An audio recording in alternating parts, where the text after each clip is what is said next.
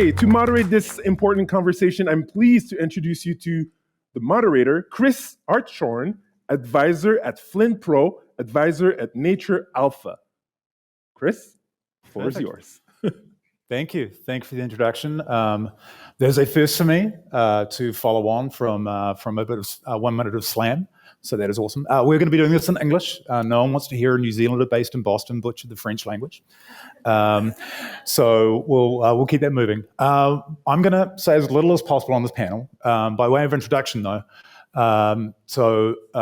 Nature Alpha is obviously involved in delivering nature and biodiversity data covering the equities universe. Flint Pro is an Australian startup that is delivering natural carbon quantification, so globally and at scale. I came from a background of a physical climate risk entity delivering analytics for fixed income instruments. I'm actually also an advisor for Chrysalis Venture Capital that has obviously a very good Canadian footprint that invests and helps heavy industry both in AI integration as well as with their energy transition. All that is to say that I am an interested and dangerous participant and interested in a lot of things, but I'm expert in precisely none of them, which is why this panel is here, because this is a diverse and very representative panel of the financial ecosystem, which is what we're trying to figure out here in terms of financial services when it comes to sustainability, and specifically when it comes to the combination of climate and nature and biodiversity, all of which are gnarly beasts individually and in their own right, but gnarly squared when it comes to combining these things into one construct and try and figure out how to make it actionable and how to make it urgent as it needs to be. We're going to take as convention and incumbent knowledge all of the dollar values and all of the risk and all of the impact and why these topics are important. So if you don't know what $44 trillion applies to, you probably should have done your homework before you came here. So we're not going to cover, those beasts have been slayed already. Climate science and climate is intrinsically incontrovertible. Biodiversity and nature is in the same place. But what we're going to do is take a journey here in terms of how these participants are going on that journey and getting to action that thinks about the combination of these two things. And with that, I've said way too much already. So what we're going to do is each panelist will introduce themselves, but what we actually discovered, many of the panelists actually went on this journey starting from climate and have been somehow seconded or dragged into biodiversity and nature because they were the best available tools for the task. And so maybe each person is going to give a little bit of background into what they do, who they do it for, and then talk about one or two things they learned on that journey and what they're doing here. So maybe if I start at the opposite end, Lorraine, would you care to kick off in terms of a little bit of background and then a little bit of learning? Oui, avec tout le monde ici et online. Et ça va être en anglais, alors je vais continuer en anglais, mais bonjour tout le monde. So I'm Lorraine Audsley. I'm Senior Vice President and Chief Sustainability Officer of Export Development Canada. And I oversee all aspects of environment, social, and governance, ESG, into our culture, into our strategy, and into our portfolio of business with Canadian companies. So those who are maybe not familiar with EDC, we are Canada's export credit agency, and we are mandated to grow Canadian trade and develop international business. And to give you a sense of size and scale, last year we helped about 27,000 customers, and we facilitated about $133 billion worth of trade facilitated business. So just to give you a sense of scope. So we started down our path of sustainable and responsible business over 2 decades ago, and we started with making clean technology a prior to that environment. But in 2012, we made clean technology support a priority. And moving on from there, in 2014, we issued our first green bond. And since that time, we have supported almost 30 transactions, almost $2 billion worth of environmental support, climate action business under those green bond funds. And a few more bullet points on our journey. In 2018, we joined the TCFD, and 2021, we made our commitment to net zero by 2050. Last year, we put out into the market a sustainable finance guarantee product working with the Canadian banks. And this year, we put together a dedicated sustainable finance team in-house to continue growing the sustainable finance products through innovation. So maybe just 3 quick points on our learnings through the journey. And as you said, we started through climate. So I'll say that one thing is we definitely want to learn from the lessons on climate and integrate those into our path on biodiversity. So first, I would say is culture. It's really important for the whole organization, I think, to understand why you're going down a certain path and how you're going to go about doing it. So I'll say that in the context of, for example, decarbonizing our portfolio, which we started a few years ago. So why are you doing it? How are we going to do it? And we found out that we spent a lot of time with our ESG teams and our senior management understanding why and how, but less so throughout the organization early days. So a lesson there is it's really important to push that down throughout the organization. So what we're doing now is training, education sessions, awareness of our commitments to net zero and such, dedicated resources to change management and communications. So second point is data. Wow, a lot of topic there. Data, we had 3 different classification systems for industry within our organization based on financial product.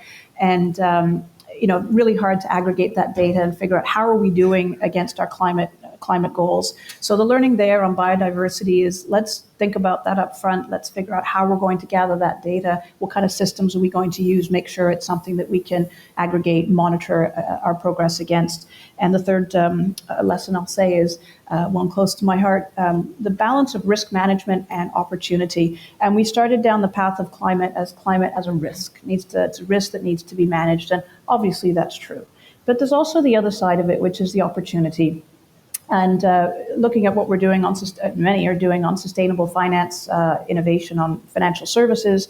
We're going down the path of advisory as well to help our Canadian customers on their ESG journey. So there's a lot of opportunity. And what I'd like to get to on biodiversity is that balance of risk management and opportunity earlier than we did on climate, and really help our Canadian companies be really strong advocates of nature and biodiversity. Great. Thanks, Lorraine. Probably 1 or 2 things in there that sound familiar to you, Joy, just given your role and some of the stakeholders you work with, but please. Thanks, Chris. And I would maybe argue that you said we were the best available. I was certainly available. I don't know if I was the best available, because I kind of fell into all of this by accident. I'm actually an engineer by training, which basically means I like to build solutions. And in my current role, I'm with the Glasgow Financial Alliance for Net Zero, or GFANZ, as some of you may have heard it. And for my sins, I was leading the team that developed the Net Zero Transition Plan framework last year. So that was over 500 pages-ish, I think, and I promise I'm not putting out any more pages this year. That was my promise to the team. However, the journey really began way back when. As an engineer, is very quantitative, speaking of data. And one of my very first assignments was to actually travel from Canada to the Republic of Georgia. If you don't know where that is, it's really far, and advise on the Clean Development Mechanism. So carbon credits in the very early days, CDM. For those of you who maybe have been around when the CDM was getting going, you'll remember the crashing and burning that happened with this carbon market in the early days. And then I came back to Canada and I actually worked for Ontario Teachers Pension Plan. So from a very much an asset owner, investor, private equity, real assets point of view. And I was the one sitting at the desk where if something came in with ESG, I'd have to be the one to go off and do the research or to find the data or to do the analysis and sort of manage that day-to-day activity. So I've taken all of that into my current role with formulating the Net Zero Transition Plan. And I would say just one big lesson learned throughout all of that I would apply to nature from the lessons in climate is that carbon credits or a single instrument is not going to be a silver bullet. We're not going to be able to address issues as complex as climate or as complex as nature and biodiversity with something really neat and streamlined. We really have to take a look at embedding this into business strategy. So to take a very strategic approach to these types of issues if we want to see the change that we really need at scale and in the time that we need to see it. I'll leave it there. Yeah, perfect. Thanks, Joy. I guess Andrew, as the MSCI representative on the panel, climate to biodiversity, go. Sure, thank you very much. So my name is Andrew Black. I'm a climate and ESG product manager at MSCI, based in New York City. My personal sort of relationship with biodiversity is interesting. At university many years ago, I was studying biological diversity and conservation. So I was telling the panelists yesterday that it's nice to kind of go full circle, because after that, I focused on sustainability and then ESG and then finally climate. And at MSCI, we've long focused on climate change. In fact, for those of you who know us and our data sets, we've gone from having, basically emissions data, scope 1 and then scope 2, and these days we have scope 3.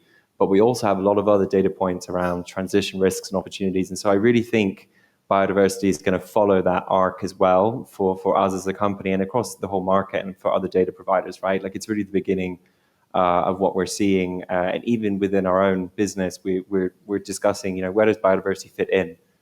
Should it be on its own? Should it be mixed with climate? And so these are discussions that we actually have a lot of. Recently, as a business, we've released a couple of screens that clients can use to look at their exposure to biodiversity-related indicators. Basically, if they have forestation impacts or if they have some operations in biodiversity-sensitive areas. So this is really the beginning. And I think, for me, one of the big, lessons that I've learned from doing a lot of climate-based work with our clients, both in terms of kind of working with the clients and then building products for the clients, is that we have to, in these kinds of conferences, we really have the leaders and it's very sophisticated and it's good to learn, but everybody has to go back to their offices and kind of get on with, well, what do I need to do on Monday? And I think that we can't make it too complex. For those of our clients who may be smaller investors, they're already overwhelmed with climate. And so when you tell them there's no equivalent of a ton of carbon here, it's sort of everything, it's nothing, it's water, it's land, it's soil, it's all the animals, it can get very sort of wishy-washy. And I think we don't want to lose people in terms of that aspect. We don't want to lose people in terms of the metrics. And so I think we need to get good at storytelling, and we need to kind of focus on the locality. I'm sure we'll talk about this a bit later, but climate is sort of affecting everyone all the time. But those long-term time horizons in climate mean that a lot of our clients are like, well, that's not really a big deal for me right now, because I'm looking at a 5-year time horizon. So maybe biodiversity will be easier because it's actually kind of happening here in the now, depending on where you invest in your companies and where they are sited and located, what they're exposed to. So it might actually be easier in some respects and harder in some, but there's a lot of parallels, some differences. That's where I'll leave it for me. Yeah, perfect. Thanks. There were flavors of both the importance of culture when you go back to the desk, what do you do? But also flavors of simplicity, which I think Lorraine was also referencing in there as well. But last but not least, David, probably a little bit of a different journey to describe in terms of how they ended up here.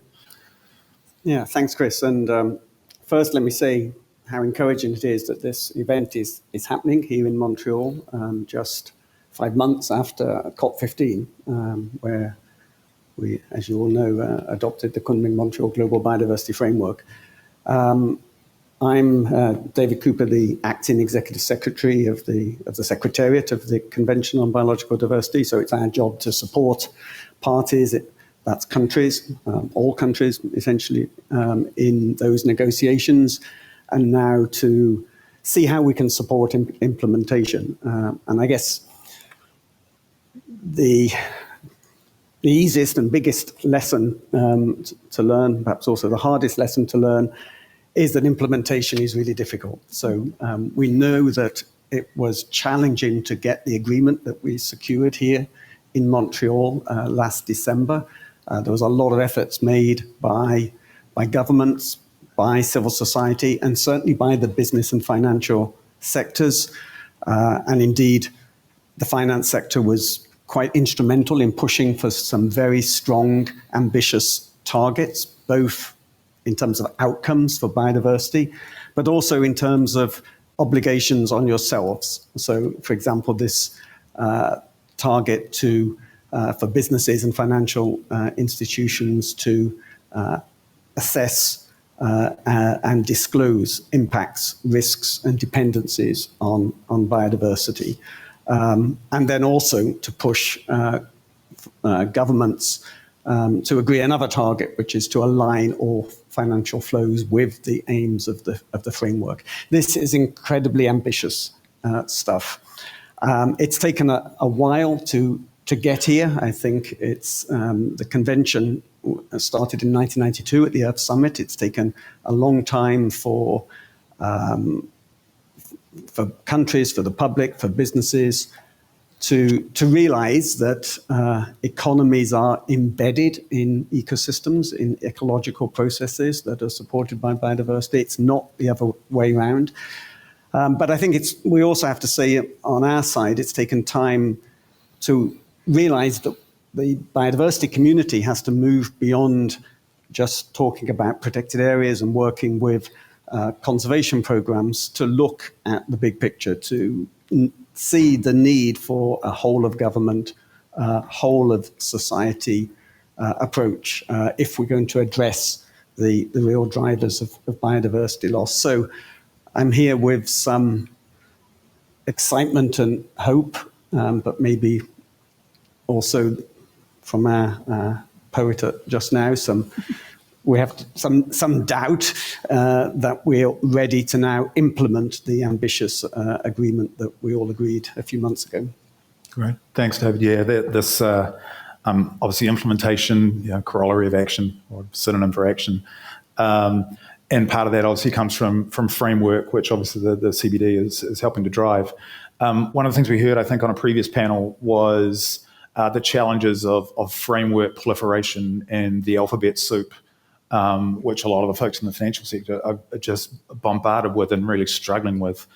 I guess I'll maybe point this one at you to start with, Joy, in terms of all of that proliferation, all of that noise, all of that, well, what do I do next? That paralysis by analysis, and then more paralysis on top of the analysis. How, from a GFAN's perspective, this is obviously something that you would have heard in spades.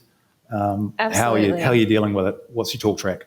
Yeah, no, absolutely. There's so much out there. I mean, when I started in this industry 20 years ago, there was nothing. And it was a complete opposite problem. You were scrambling to find any sort of guidance to do anything on climate, never mind nature and biodiversity. And now there's so much. It's a full-time job just to read what's out there and just even know what's there. So, I mean, GFANS works across all of the net zero alliances, and anything we produce has to be pan-sector. So any bank, investor, asset manager, et cetera, any sort of institution in the finance space should find relevancy in what we produce. So we took the approach that there was all this work out there in different pockets, right? So there could be a bank in the UK that had a really good framework or thinking about a certain aspect of climate, and then there could be an investor in Canada that looked at something different. And so our approach was to look across the industry, figure out what was the best practice, but also where it was going, and then to raise it up to a pan-sector level so that it was a common grounding, a common language, and also backstopped by a specific end goal, net zero. And this was really important because we've talked about making these mandatory and regulation. For finance to speak as one voice to external stakeholders, we need that common language. A regulator doesn't want to go and talk to a bank and then go talk to an investor and then go talk to an insurance company, et cetera. So what we produced was a principles-based approach framework that allowed for that common grounding, but then allowed for the flexibility for every institution to interpret it to what was relevant to them. Because climate, as well as nature, everyone looks at a different aspect of it. We use the word climate, but that's actually a really broad term.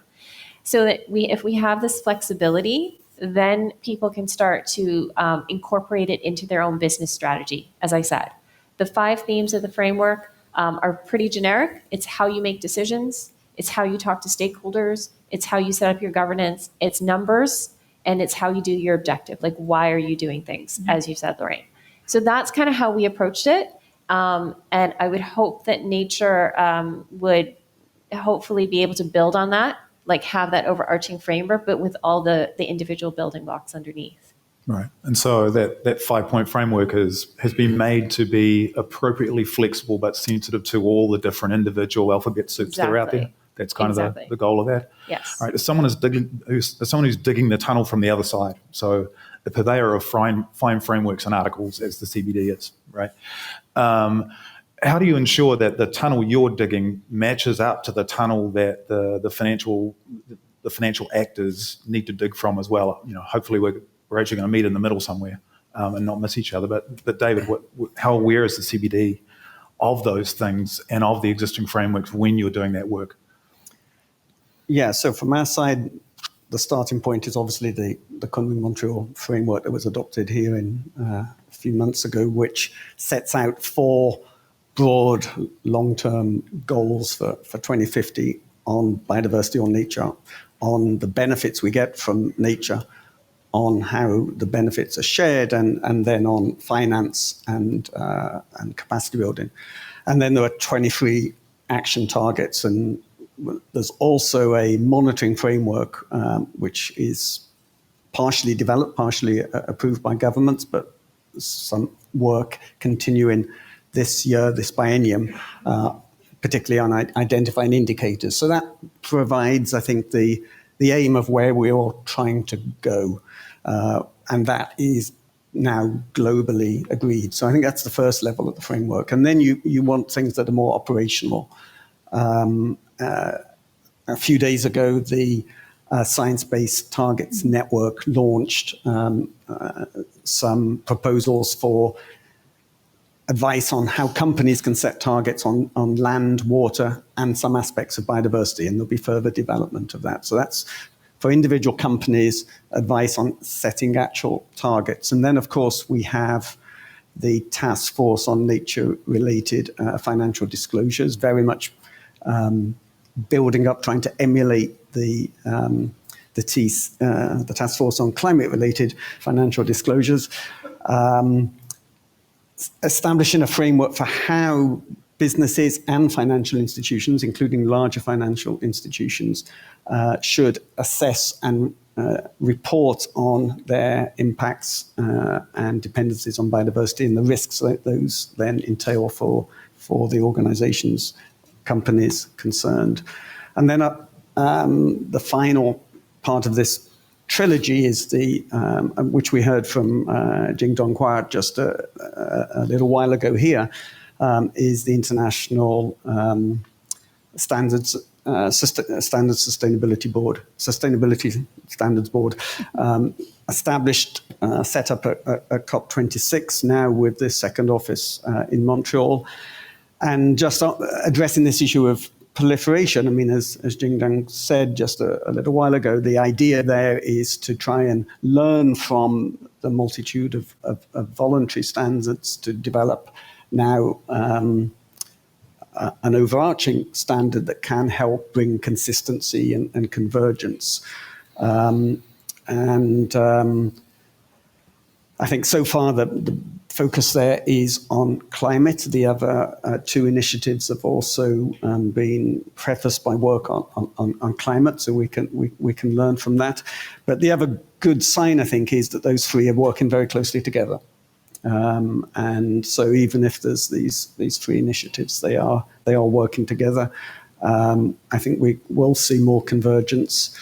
And ultimately, we need to see, obviously, those becoming standards that then regulators increasingly use, so that we eventually move from these being voluntary standards to being mandatory, jurisdiction by jurisdiction, and that will hopefully expand. Yeah.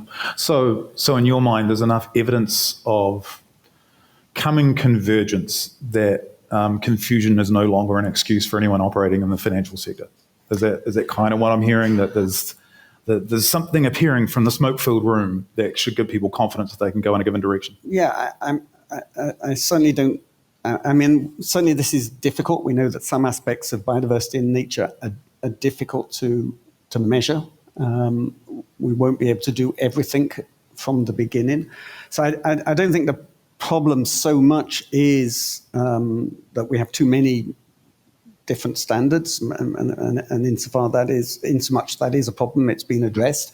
I think the problem is the ones that have been addressed by Lorraine and Joy already, which is for some of the things we just don't have the data. And so that's, I think, the bigger challenge as we go forward. Yeah, no, it's fair. Actually, I'll shoot. Can I just add a little bit? On. Yeah, so I think one of the things that you mentioned from my experience at MSCI was really we're seeing this proliferation of kind of, let's say, like TCFD type flavors around the world in different countries, different governments pushing the TCFD framework forward, but in a slightly different way.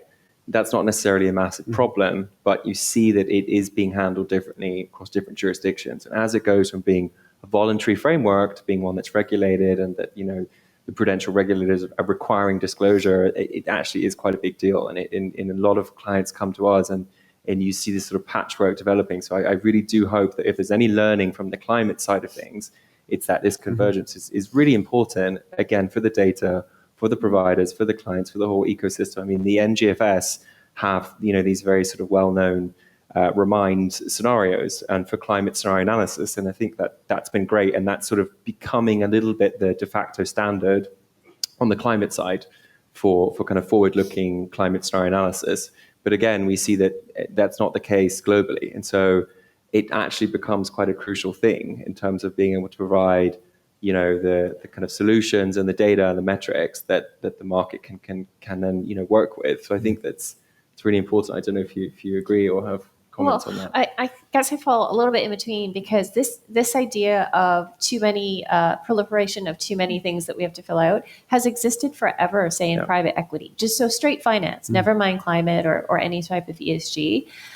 For a private equity firm to answer an RFP, every single RFP is different. So I've heard this argument for at least a decade, and it doesn't stop them from actually going after the business, right? They figure out a way to do it. But I'm not saying that it's not going to be resource intensive. And that is probably one of the issues, is do the firms have the resources to actually do all of these things? That might be the actual issue. Yes, Lorraine, care to comment on that from someone who has to find resources to get the job done, from risk writ large through ESG, then climate, and then biodiversity and nature. I mean, you've worn the risk hat at EDC, and now you wear the sustainability hat. How the hell are you? Why are you still saying? Because it's an imperative. I mean, really, it is. And you can look at it and be totally overwhelmed and say there's so much, or you can just get started. And I think for us, it's really important that we leverage our TCFD journey. We started in 2018. This year, we just published our integrated annual report. And it's our 5th TCFD disclosure, and it's become more and more sophisticated over those 5 years. So I think we're at that point now with biodiversity, nature. So my view is get started, learn from what we did, learn faster, certainly leverage those learnings, and keep it simple. Don't overwhelm people, because then you get paralyzed. So some of the things that we're doing, the lessons I mentioned, awareness, learning. We have to help ourselves before we can help others. Like, our success obviously is getting our customers on their journey, but it's kind of like on the airplane. You have to put your own oxygen mask on first before you can help others. So at this stage of nature, it's a little bit about learning internally, awareness, helping people understand why, again, like, what is biodiversity? What is nature positive finance? Why is it important? And then how do we integrate that into what we're doing with climate? So the awareness piece is one that we can do to make it kind of bite-sized and relevant to us. The second is preparing for TNFD. We joined the consultative forum, so we're there, part of, with our peers, learning at the same moment. I think that's really important so that we can move quickly and not fall behind. So, being part of those the thought leadership, the discussions, just being part of that is really important. We have a biodiversity specialist on staff, one person, with 2,000 employees, so it's a start. And I think getting started is a key principle. And her role is to help us think about it in strategy and policy, keep it front of mind, be the thought leader, and bring that into our strategy discussions. And then maybe a couple of examples I'll give to be practical. We have the money. We're a financial institution, so we have influence and leverage. And we've had our environmental and social risk management framework for 20 years, and biodiversity is part of that, but it's not done in a way that we can gather data, for example. So obviously, or disclose under it. So obviously, we need to evolve there. The two recent examples of customers who came to us, one was purchasing wood products from high sustainability risk forests in Malaysia and Indonesia. And another one was buying plywood from rainforests at very high in biodiversity levels. And so in each of those two cases, we worked with those customers. They're medium-sized companies, so they welcomed our knowledge and connections and stuff. And they were willing to work with us, which is important, because if they're not willing to work with us, we will decline support. And that's the power, if you will, that we have. In these two instances, the customers worked with us. They put in place a supply chain management policy to make sure that their suppliers, they're purchasing from sustainable certified suppliers, making sure their wood products weren't coming from endangered wood products and such. So, I mean, that's some of the practical aspects, I would say. Get started, even if it's small, it's going to grow. Don't get overwhelmed by the alphabet soup. Just baby steps, but then you'll look back and you've started the ball rolling, and I think that's super critical. Yeah. So that's a little bit from sort of how we're approaching it. And I just want to emphasize that because we recently had one of the banks who are part of the Net Zero Banking Alliance. They presented their transition plan. This was like last month, I think, and I think it was the CFO got up and said that they were extremely nervous to start. Like the CFO did not want to start because transition planning is all about looking ahead. But they knew they had to do it. They'd made a commitment. So they went ahead and got started. And she said it was the doing of the project that was the most valuable. Because unless she had gone through actually walking through all these steps, she really did not understand what it was all about and the amount of information and knowledge that she would have gotten from the process. So I just wanted to emphasize that because often people don't want to get started until they know the end. Yeah. And in these cases, that's the biggest thing with climate is that we don't know the end. Mm-hmm. So you have to get started and trust that you will learn through the process and come out the other end. Yeah. And it's scary because it's public. Yes, that too. Disclosure, and then you get into your greenwashing, and then you get into your green hushing, and we're not going to go down that path because before you know it, I'm back in Boston again, and someone's going to have to answer for that. Interesting that, Lorraine, we were actually having a conversation at dinner last night, and when I'm in my least cynical version, I truly believe that the dollars that support the issuance of debt and underwrite that debt ultimately have a tremendous amount of power to drive change, because it's the one time there's actually power to have that conversation, right? Now, one of the things you also mentioned that's maybe holding you back to a certain degree is the data, right? And the availability of data, either project by project or data at scale, because Lord knows the asset classes that are across the financial services sector are hellishly creative at times. Andrew, data, give me good, give me bad, give me ugly, give me downright non-existent. Walk me through it, man. MSCI, you should know the stuff. Yeah, so it's a mixed bag, right? Like it's not an easy answer, but actually, to be totally honest, MSCI has had a lot of biodiversity data for a while, peppered throughout a lot of sort of products we provided to clients. So like even government ratings, ESG government ratings, we have it as part of the EU Sustainable Finance module that we provide.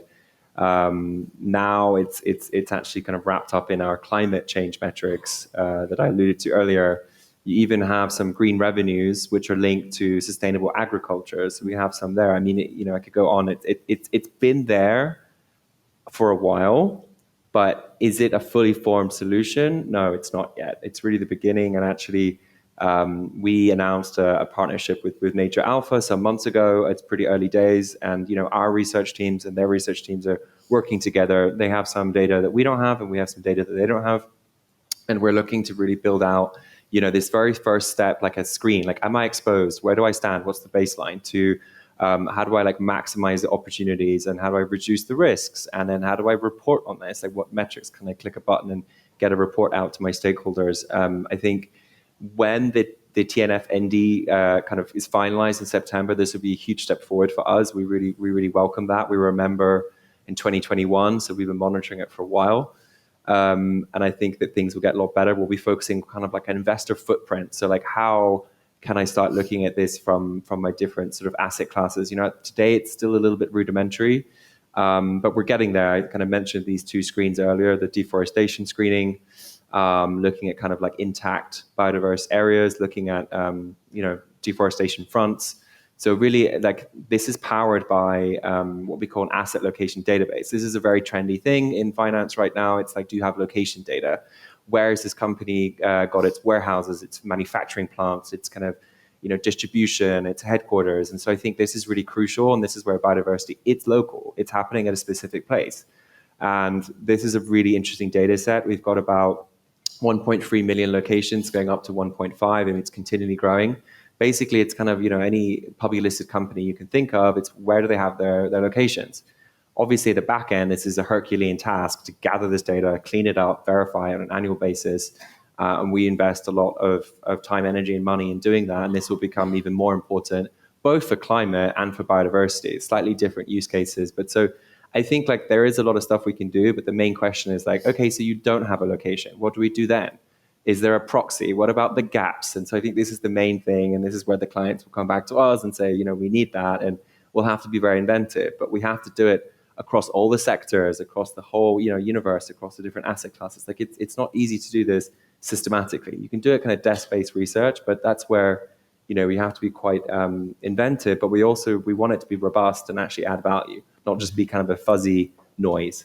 Yeah. And so that's where we kind of stuck between a rock and a hard place as a data provider. But I don't know if that helps a little bit. Can I help in a little bit on that? Yeah, I think, our journey, as you see on data, it will be that we will need to start with, third-party data. So more proxy assumption-based, which is where, we start on climate as well, and then gradually or hopefully quickly move into getting more granular data customer by customer, because it's going to be quite unique. But that's, goes back to my first comment of like, how are we going to gather that data and govern it, and then use it to report on our progress. So, it could be seen as overwhelming, and frankly it is, but, you need to kind of bring it down into bite size and say, this is where we're going to start. And then we'll, progress on the journey. Yep. No, that's fair. The one thing you didn't mention, Andrew, was supply chain data. Oh my goodness. I mean, that is just brutality. Yeah. How are you going to analyze a company with 10,000 suppliers and do it accurately and use? I mean, it's there should be something in supplier data in the Geneva Convention or something. Yeah. It's just I mean, we welcome disclosures, right? We welcome that, but I don't think it's coming soon, and certainly not in a way that our investor clients need, right? Yep. So that is the question. It's not going to be there. How do we deal with those gaps? You got to do the best you can with what you got and just get going, right? We're starting to run short on time, but I'm going to finish with one question, which everyone's going to have about 20 seconds to answer, right? I'm going to put you on the clock. All right, so fast forward to a couple of years from now. Where do you think we're at on all of this stuff, on climate and nature? So pick your poison. Where are we at 2 years from now in terms of a critical issue that's been talked about today? And I'm going to start at the far end. I'm going to do the same order we did it. Sorry. Okay, so coming from a financial institution perspective, like hundreds of millions of dollars is out there on nature positive financial solutions, and that it's disclosed, it's transparent, the awareness is through the roof, and it's disclosed in line with climate because it's inextricably linked to climate. Do you think so money out the door? Is that aspirational, or do you think it's going to be reality?